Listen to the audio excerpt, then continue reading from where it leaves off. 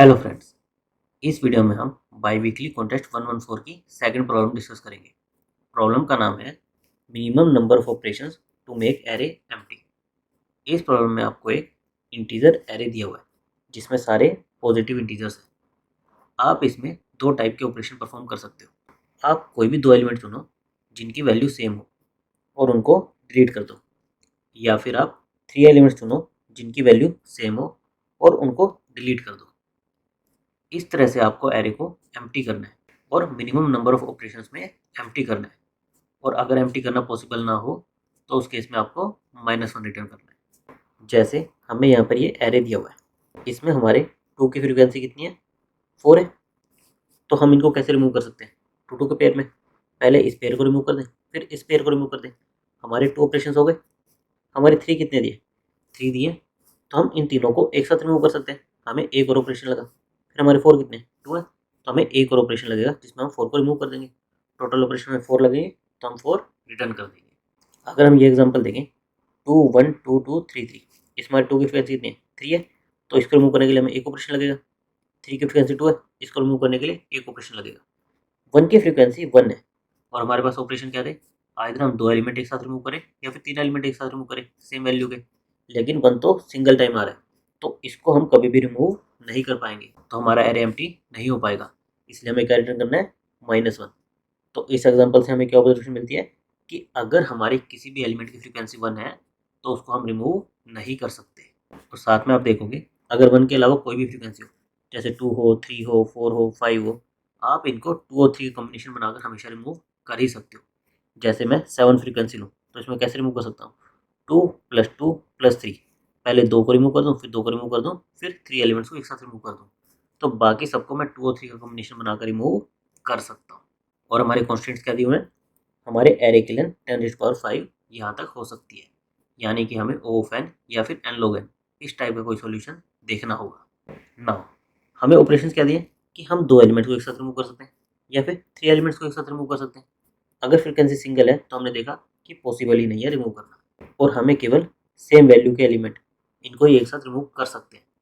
तो इस ऑपरेशन से सबसे पहले तो हम क्या कर सकते हैं, हर एक एलिमेंट की फ्रीक्वेंसी फाइंड आउट कर लें। जैसे इसमें टू की फ्रीक्वेंसी थ्री है, वन की फ्रीक्वेंसी वन है, थ्री की फ्रीक्वेंसी टू है। हमें हर एक एलिमेंट की फ्रीक्वेंसी फाइंड आउट करनी पड़ेगी। उसके बाद हमें देखना है कि हम उन एलिमेंट्स को रिमूव कैसे करें ताकि हमारे ऑपरेशन मिनिमम हो। तो अगर हम थ्री थ्री के पेयर में रिमूव करेंगे, जैसे मान लो फ्रीक्वेंसी सिक्स होती, थ्री थ्री के पेयर में रिमूव करता तो मेरे ऑपरेशन कितने लगते, टू लगते। और टू टू के पेयर में रिमूव करता तो मेरे ऑपरेशन थ्री लगते। यानी कि जितने ऑपरेशन मैं थ्री थ्री के कर सकता हूँ उतने मुझे थ्री थ्री के करने हैं ताकि मेरे ऑपरेशन मिनिमम हो सके। लेकिन ध्यान किस चीज़ का रखना पड़ेगा, जैसे अगर मेरी फ्रीक्वेंसी सेवन है, अगर मैं इसमें थ्री थ्री के टू ऑपरेशन कर दूं तो मेरा कितना बचेगा, वन बचेगा, और इसको मैं रिमूव नहीं कर पाऊंगा। तो अगर मेरा ऐसा केस है जिसमें मेरी जो फ्रीक्वेंसी है वो थ्री का मल्टीपल नहीं है, तो उसमें मुझे स्पेशल हैंडलिंग करनी पड़ेगी। क्या हैंडलिंग करनी पड़ेगी, मुझे पहले टू टू के ऑपरेशन में से रिमूव करना पड़ेगा। पहले सेवन में से टू रिमूव करूँगा, बचेगा कितना, फाइव। अभी भी ये थ्री का मल्टीपल नहीं है, फिर से मैं टू रिमूव करूँगा, अब मेरा क्या बचेगा, थ्री, जो कि थ्री का मल्टीपल है। तो पहले मैं टू रिमूव करूँगा, फिर टू रिमूव करूँगा, फिर थ्री एक साथ रिमूव करूँगा, मेरे ऑपरेशन लगेंगे थ्री। और ये चीज़ आपकी जब भी आपके फ्रीक्वेंसी मोड थ्री करोगे और आपका रिमाइंडर वन आएगा उस केस में होल्ड करेगी। जैसे ये सेवन हो गया, सेम केस अगर मैं टेन कर लूँ, ये भी थ्री से डिविजिबल नहीं है, मैं टू रिमूव करूँगा तो मेरा एट बचेगा, वो भी थ्री से डिविजिबल नहीं है, फिर मैं टू रिमूव करूँगा, मेरा सिक्स बचेगा, जो कि थ्री से डिविजिबल है। तो जब भी मेरा रिमाइंडर वन बचेगा तो मुझे क्या करना होगा, टू टाइम्स तो टू टू के पेयर में रिमूव करना पड़ेगा, फिर बचे हुए को मैं थ्री थ्री के पेयर में रिमूव कर सकता हूँ। और क्योंकि हर बार हम ऐसा ही करेंगे तो इसका हम मैथमेटिकल फॉर्मूला भी निकाल सकते हैं। जब हमारा रिमाइंडर वन होगा तो दो ऑपरेशन तो हमें दो दो के करने, फिर हमारा काउंट कितना बचेगा, टोटल काउंट मान लो सेवन था, -4, और इनको हम थ्री थ्री के पेयर में रिमूव करेंगे और ये फुली डिविजिबल आएगा। तो अगर हम इसको अलग अलग लिखें, काउंट बाय थ्री -4/3, और ऑपरेशन हमारा क्या होगा, फुल होगा, डेसिमल में जाएगा नहीं, तो 4/3 कितना आएगा, वन।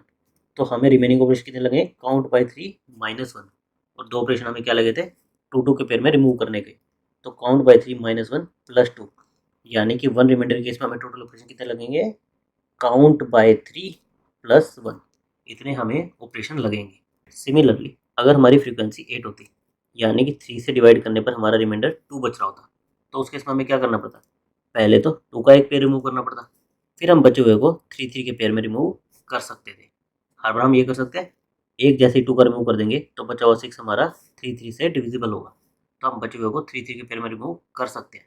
तो इसमें हमारे ऑपरेशन कितने लगेंगे, 1 प्लस काउंट -2 डिवाइडेड बाय 3, इतने ऑपरेशन लगेंगे।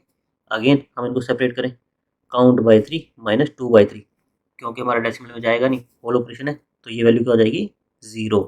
तो अगेन हमारे ऑपरेशन कितना आएंगे, काउंट बाय 3 प्लस 1। अगर हमारा रिमाइंडर 1 या 2 है तो हमें ऑपरेशन कितने लग रहे हैं, काउंट बाय 3 प्लस 1। नाउ अगर हमारा रिमाइंडर 0 होता, जैसे कि ये 6 का केस हो गया, ये पूरा का पूरा 3 से डिविजिबल है, इस केस में हम क्या करते, 3 के पेयर में रिमूव करते, तो हमें ऑपरेशन कितने लगते, काउंट बाय 3। तो हमारी ऑपरेशन क्या है, अगर किसी एलिमेंट की फ्रीक्वेंसी 1 है तो हम रिमूव नहीं कर सकते, डायरेक्ट -1 रिटर्न कर दो। अदरवाइज हम रिमूव कर सकते हैं। और हमें आंसर कैसे कैलकुलेट करना है, एक एलिमेंट की हमें फ्रीक्वेंसी देखनी है, उसका हमें 3 से मोड़ देना है। अगर वो पूरा का पूरा डिविजिबल है तो हम ऑपरेशन में कितना ऐड कर देंगे, काउंट बाय 3। और अगर पूरा का पूरा डिविजिबल नहीं है, यानी कि रिमाइंडर 1 बच रहा है या 2 बच रहा है, दोनों ही केस में हमारे ऑपरेशन कितने लग रहे थे, काउंट बाय 3 प्लस 1। तो सिंपली क्या करेंगे, हम हर एक एलिमेंट की फ्रीक्वेंसी कैलकुलेट करेंगे, उसका काउंट बाय 3 लेते जाएंगे। अगर 3 से मोड़ देने के बाद रिमाइंडर बचता है तो हम 1 और ऐड कर देंगे। हमें कोड में एक वेक्टर ऑफ इंटीजर्स दिया हुआ था, हमें हर एक एलिमेंट की फ्रीक्वेंसी कैलकुलेट करनी थी, तो उसके लिए हमने एक मैप का यूज़ कर लिया। हमने एरे को स्कैन किया और हर एक एलिमेंट की फ्रीक्वेंसी कैलकुलेट कर ली। फिर हम क्या करेंगे, हर एक एलिमेंट पर लूप लगाएंगे, बेसिकली उसकी फ्रीक्वेंसी देखेंगे कि कितनी है। अगर उसकी फ्रीक्वेंसी 1 है तो इसका मतलब क्या है, एरे एम्प्टी नहीं हो सकता, हम -1 रिटर्न कर देंगे। अदरवाइज हम उस एलिमेंट को एरे से रिमूव कर सकते हैं 2 और 3 के कॉम्बिनेशन में। और हमने देखा था कि हमारा आंसर कैसे आ रहा था, 3 से पूरा डिविजिबल है तो फ्रीक्वेंसी डिवाइडेड बाय 3, ये हमारे आंसर में ऐड हो रहा था। और अगर पूरा डिविजिबल नहीं है, यानी कि रिमाइंडर 1 या 2 बच रहा है, तो उस केस में क्या था, हमें एक और ऑपरेशन लगेगा, तो हम आंसर प्लस प्लस कर देंगे अगर हमारा रिमाइंडर 0 नहीं है। ये हम हर एक एलिमेंट के लिए करेंगे और लास्ट में हमारा आंसर में स्टोर हो जाएगा और उसको हम रिटर्न कर देंगे। इसकी हमारी टाइम वेस्टिंग क्या है, सबसे पहले हम फ्रीक्वेंसी मैप बनाने के लिए एक एन साइज का लूप लगा रहे हैं और अनऑर्डर मैप का यूज़ कर रहे हैं, तो उसमें इंसर्शन की टाइम वेस्टिंग क्या होती है, O ऑफ 1। तो यहाँ से हमारी टाइम वेस्टिंग क्या आएगी, O ऑफ n। उसके बाद हम क्या करें, हम फिर से मैप पर लूप लगा रहे हैं और उसके अंदर कुछ कॉन्स्टेंट ऑपरेशन कर रहे हैं, तो इसकी हम टाइम वेस्टिंग क्या मान सकते हैं, O ऑफ n। तो ओवरऑल हमारी टाइम वेस्टिंग क्या आ रही है, O ऑफ n। और हम स्पेस कितना लगेगा, क्योंकि हम एक मैप का यूज़ कर रहे हैं तो हमें O ऑफ n साइज का स्पेस भी लगेगा। Thank you guys.